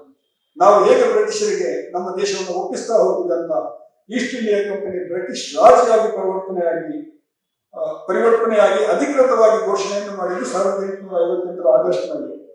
ಆಮೇಲೆ ಭಾರತಕ್ಕೆ ಸ್ವಾತಂತ್ರ್ಯ ಕೊಟ್ಟದ್ದು ಭಾರತ ಮತ್ತು ಪಾಕಿಸ್ತಾನ ಅನ್ನುವಂತಹ 2 ದೇಶಗಳ ವಿಭಜನೆಯಾದದ್ದು ಕೂಡ ಆಗಸ್ಟ್ ತಿಂಗಳಲ್ಲಿ 1947. ಹಾಗೆ ಈ ಪುಸ್ತಕಕ್ಕೆ ಬಹಳ ಅನ್ವರ್ಥವಾಗುವಂತಹ ಒಂದು ಹೆಸರು ಆಗಸ್ಟ್ ಮಾಸದ ರಾಜಕೀಯ ಕಥನ ಅನ್ನುವಂಥದ್ದು ಪಲ್ಲವಿಯವರು ಇಟ್ಟಿದ್ದಾರೆ. ಬಹಳ ಒಳ್ಳೆಯ ಪುಸ್ತಕ. ಎಲ್ಲ ಪುಸ್ತಕವನ್ನ ನೀವು ಕೊಂಡು ಹೋಗಿ, ಜೊತೆಗೆ ಇಲ್ಲಿ ಯಾರು ನಿಮ್ಮ ಗೆಳೆಯರು ಬರಲಿಕ್ಕಾಗಿಲ್ಲ ಅವರಿಗೂ ಕೂಡ ಒಂದು ಪ್ರತಿಯನ್ನ ಖರೀದಿಸಿ ತಗೊಂಡು ಹೋಗಿ ಕೊಡಿ ಅಂತ ಹೇಳ್ತಾ ಈ ಸಂದರ್ಭದಲ್ಲಿ ನನಗೆ 2 ಮಾತುಗಳನ್ನ ಆಡೋದಕ್ಕೆ ಅವಕಾಶ ಕೊಟ್ಟು ಈ ಪುಸ್ತಕವನ್ನು ಪರಿಚಯ ಮಾಡುವಂತಹ ಒಂದು ಅವಕಾಶವನ್ನು ಕೊಟ್ಟ ಪಲ್ಲವಿಯವರಿಗೆ ಮತ್ತು ಪ್ರಕಾಶಕರಿಗೆ ನನ್ನ ವಂದನೆಯನ್ನು ಅರ್ಪಿಸ್ತಾ ನನ್ನ ಮಾತುಗಳನ್ನ ನಿಲ್ಲಿಸ್ತೀನಿ. ನಮಸ್ಕಾರ.